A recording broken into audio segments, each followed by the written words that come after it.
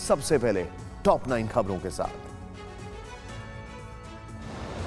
रूस यूक्रेन युद्ध से पूरी दुनिया पर परमाणु विनाश का खतरा मंडराने लगा है।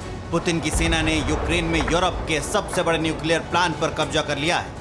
लेकिन शुक्रवार को सुबह सुबह इस कब्जे की जंग में ज़ैपोरिजिया के न्यूक्लियर पावर प्लांट में आग लग गई। इस आग को तो बुझा लिया गया, लेकिन आशंका जताई जा रही है कि अगर प्लांट से रेडिएशन हुआ तो ये चेरनोबिल हादसे से 10 गुना ज्यादा बड़ा होगा। और आशंका जताई जा रही है कि इसका रेडिएशन पोलैंड, जर्मनी, फ्रांस समेत यूरोप के कई देशों को चपेट में ले सकता है। दुनिया ने इस घटना पर कड़ी प्रतिक्रिया जताई है। ब्रिटिश पीएम बोरिस जॉनसन ने कहा है कि पुतिन की सेना पूरे यूरोप को खतरे में डाल रही है।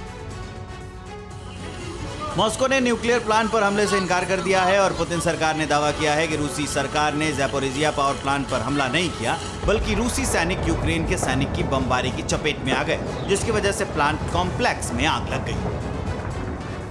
यूक्रेन का ये न्यूक्लियर प्लांट खेरसॉन से 70 मील दूर है। खेरसॉन पर कब्जा करने के बाद रूसी सेना आगे बढ़ रही है। सीसीटीवी फुटेज के आधार पर दावा किया गया है कि रूसी सेना सुबह सुबह यूरोप के सबसे बड़े न्यूक्लियर प्लांट में दाखिल हुई और मुख्य कॉम्प्लेक्स के बाहर एक 6 मंजिला इमारत को आग के हवाले कर दिया। नेटो के प्रमुख जेंस स्टोल्टेनबर्ग ने इसे रूस का गैर जिम्मेदाराना व्यवहार बताया है और कहा है कि इसलिए रूसी सेना को यूक्रेन से बाहर निकालना और युद्ध रोकना जरूरी है। रूस यूक्रेन युद्ध के 9 दिन हो चुके हैं और 9 दिन में यूक्रेन में मानवाधिकार का गंभीर संकट पैदा हो गया है। इसी समस्या को लेकर आज संयुक्त राष्ट्र मानवाधिकार आयोग ने एक मीटिंग बुलाई। इस मीटिंग में भी भारत ने अनुपस्थित रहकर अपना रुख साफ किया। यूएनएचआरसी की ये मीटिंग यूक्रेन के आह्वान पर बुलाई गई थी। यूक्रेन ने रूस पर वॉर क्राइम का आरोप लगाया है। रूस के हवाई हमले शुरू होने के बाद यूक्रेन में बड़े पैमाने पर तबाही हुई है और यूक्रेन के आम लोगों की जान गई है। इस मीटिंग में मानवाधिकार उच्चायुक्त मिशेल बाशेलेट ने कहा है कि एक सप्ताह पहले रूस के यूक्रेन पर हमले से विश्व इतिहास में एक नया और खतरनाक अध्याय खुल गया है। यूक्रेन के बैटल ग्राउंड से रोंगटे खड़ा कर देने वाला एक वीडियो सामने आया है, जिसमें एक बेटे की चीख सुनाई देती है और बेटे के सामने ही उसके पिता की मौत हो जाती है। ये वीडियो यूक्रेन की राजधानी कीव के बाहर का बताया जा रहा है। एक परिवार अपनी कार में अपने 3 कुत्तों को रेस्क्यू करके राजधानी से बाहर निकल रहा था और पिछली सीट पर बैठा था। बेटा इस खतरनाक सफर का वीडियो बना रहा था, तभी रूसी सैनिकों ने कार रोक लिया और उसमें सवार ओलेह बुलावेंको को गोली मार। रूस के राष्ट्रपति व्लादिमीर पुतिन ने दावा किया था कि उनकी सेना आम नागरिकों को निशाना नहीं बना रही है और इसके कुछ ही घंटे बाद आए इस वीडियो ने पुतिन के दावे की पोल खोल दी। अमेरिकी राष्ट्रपति जो बाइडेन ने रूस के राष्ट्रपति व्लादिमीर पुतिन को फेसबुक से अनफ्रेंड कर दिया है। उन्होंने रूस की ओर से गोलीबारी ना रोके जाने पर सोशल मीडिया पर भी पुतिन से दूरी बना ली है।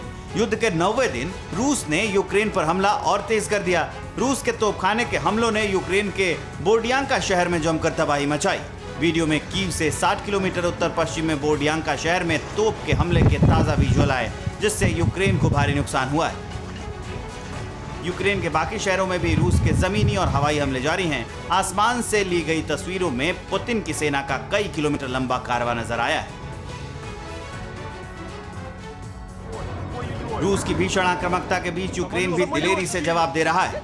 यूक्रेन की सेना पूरी ताकत के साथ रूसी हमले का सामना कर रही है, जिसका सबूत गोस्तोमोल का ये वीडियो दे रहा है। यहाँ यूक्रेन की सेना ने रशियन अटैक को पूरी तरह से नाकाम कर दिया। यहाँ रशियन फौज की जली हुई डेड बॉडी, टैंक और हथियार बिखरे पड़े हैं। यह तस्वीर विचलित करने वाली है, लेकिन 9 दिन के युद्ध के बाद यूक्रेन से ऐसी अनगिनत खौफनाक तस्वीरें सामने आ रही हैं। यूक्रेन सेना की ओर से जारी सूचना में दावा किया गया है कि उसने अब तक करीब 10,000 रूसी सैनिकों को मार गिराया है, तो साथ में 37 हेलीकॉप्टर, 251 टैंक, 404 कारें और 50 MLR खाक में तब्दील हो चुके हैं। यूक्रेन युद्ध को लेकर रूस और अमेरिका में चल रहा टकराव नए मोड़ पर आ चुका है। अमेरिका के एक रिपब्लिकन सेनेटर ने पुतिन का जूलियस सीजर स्टाइल में कत्ल करने का आह्वान किया है। सेनेटर लिंडसे ग्राहम ने फॉक्स न्यूज को दिए एक इंटरव्यू में पुतिन पर जमकर हमला बोला और उसके बाद ट्वीट कर कहा कि ये युद्ध पुतिन के खात्मे के बाद ही रुकेगा, इसलिए किसी रूसी नागरिक को ही ब्रूटस बनना होगा और पुतिन की राजनीतिक हत्या करनी होगी। ऐसा करने वाला शख्स अपने देश के लिए और इस दुनिया के लिए महान काम करेगा। रूस ने इस पर कड़ी आपत्ति जताई। यूक्रेन पर हमले के बाद करीब 10 लाख लोग अपना देश छोड़ चुके हैं और इसे सदी का सबसे भयावह पलायन कहा जाने लगा है। यूएन ने जारी आंकड़ों में बताया है कि अब तक यूक्रेन की करीब 2% आबादी पलायन कर चुकी है, जिसमें सबसे ज्यादा पलायन खार्किव से हुआ है। यहाँ पर रेलवे स्टेशन और ट्रेन के बीच बम गिर रहे हैं। जिससे लोगों में शहर छोड़कर निकल जाने की जल्दबाजी। पोलैंड के मुताबिक अब तक 6.25 लाख लोग पोलैंड में शरण ले चुके हैं, जबकि सीमा पार करने के लिए अभी भी भारी भीड़ लगी हुई है। यूक्रेन के अलग अलग हिस्सों में फंसे भारतीय छात्र सरकार से मदद की गुहार लगा रहे हैं। सूमी के हॉस्टल्स में फंसे छात्र छात्राओं ने भारत सरकार और प्रधानमंत्री नरेंद्र मोदी से मदद की गुहार लगाते हुए कहा है कि अगर उन्हें नहीं बचाया गया तो वो मारे जाएंगे। भारत सरकार ऑपरेशन गंगा के नाम से भारतीयों को निकालने का अभियान चला रही है। छात्रों से यूक्रेन के पश्चिमी बॉर्डर पर पहुंचने के लिए कहा गया है ताकि रोमानिया, पोलैंड और हंगरी से उन्हें निकाला जा सके।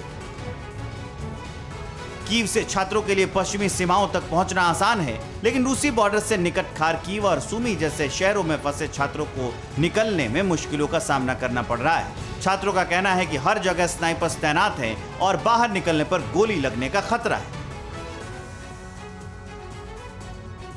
परवाह देश की, सोमवार से शुक्रवार रात 10 बजे TV9 भारतवर्ष पर।